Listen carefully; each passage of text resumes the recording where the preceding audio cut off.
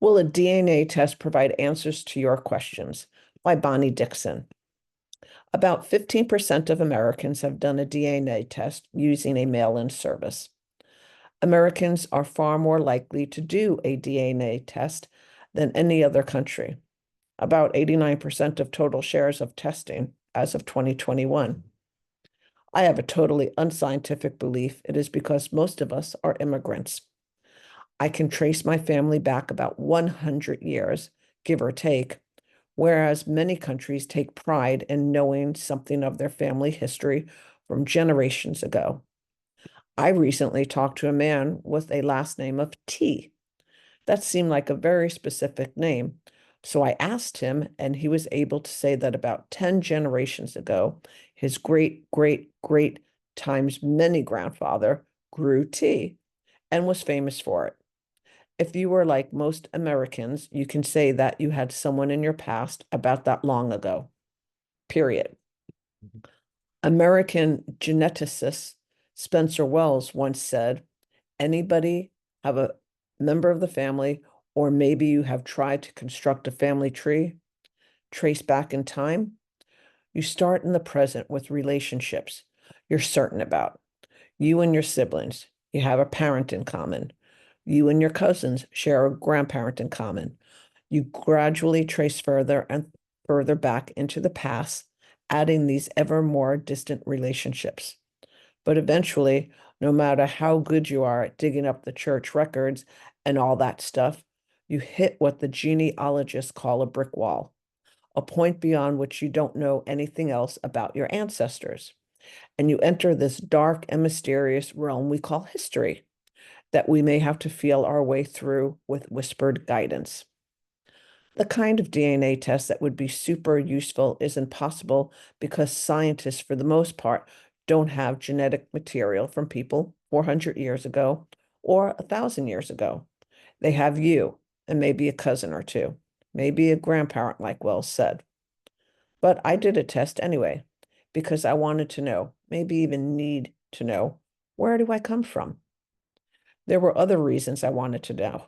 My dad has a picture of his grandfather, grandmother, and their children. I don't remember if my own grandfather was yet in the picture, but it is one of those old pictures that everyone had to hold real still for because the exposure time was long. In the photo, I can see several children. A man who is so tall that even though he is sitting and my great great grandmother is standing, he towers over her. It's possible that underexposure makes my great great grandmother darker than what she was, but I wanted to know, did I have something other than European blood in my veins? Not because I care if I do or don't, but because I don't have that part of the narrative. I also wonder what someone in my family was even tall because we are short people. Maybe he wasn't tall. Maybe my great great grandmother was ridiculously short. The only other comparisons I have in that photo is a bunch of children, after all. I sent off my cheek swabs and waited. When you want something, it takes much longer than you expect it to, but it took about a month or so. Then I got my results back. On 35% Germanic background, which I had some inkling of, but there were surprises too.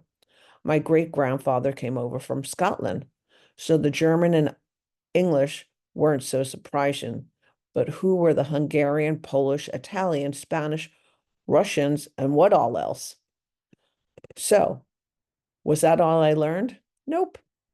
I can't say that I learned a ton or even much about individual members of my family, partly because the test I took didn't go down that road. Maybe sometime in the future I will want to know about any long lost relatives, but that wasn't my aim. I did learn about my blue eyes, lack of freckles, and other things, most of which I knew, but it was weird to see that my DNA determined whether I was sensitive to caffeine or not, for instance. A friend of mine was adopted and he did a DNA test to find family members from his birth family, so he went with a different test. His test gave him answers of a different sort. The interesting thing is that both of us were happy with the kinds of results we received. Would I recommend that you do a DNA test? I'd say first determine what you're trying to learn from the test.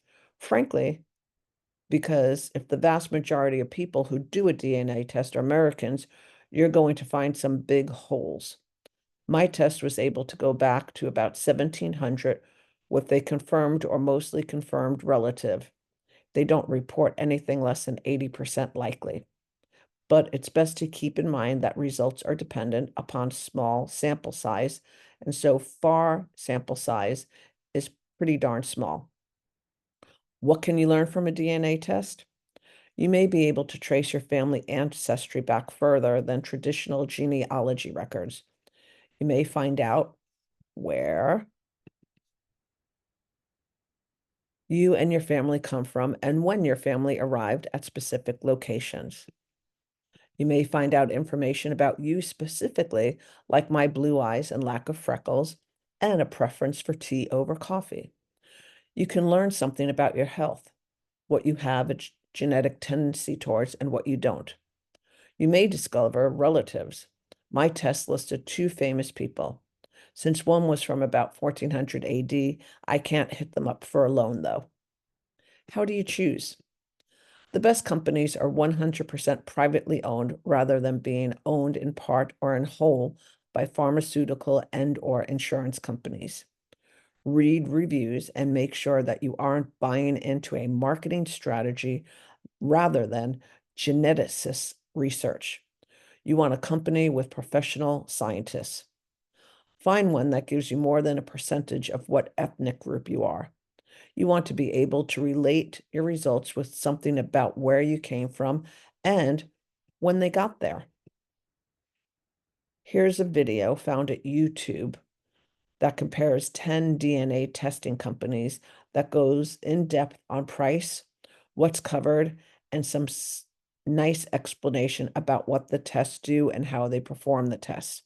It's super useful for trying to break down which test to purchase if you are thinking about expanding your knowledge about you. When you go to YouTube, you have to put in watch $V capital R for lowercase j, uppercase z, lowercase v, lowercase f, lowercase b, uppercase e, lowercase m, uppercase z, lowercase o, the ampersand sign, lowercase t, the equal sign, 1/8, and lowercase s. What did I learn? Data is king, but survey size is everything. If you wait a couple of years, every genetic testing company will have a bigger survey size and therefore be more useful. So waiting in this instance may prove more beneficial. You could spend a ton of money or a fairly small amount of money, around $100 or so. It really is important to know what you want to find out. While the results are important, I would advocate for one other thing. Research what happens to your data. This is one time it is going to be really important to understand the privacy policy. This is some of your most personal information. Don't trust just anyone with it. Finally, while I didn't get all my answers, I did get pieces of me that were lost. I'm looking forward to discovering more.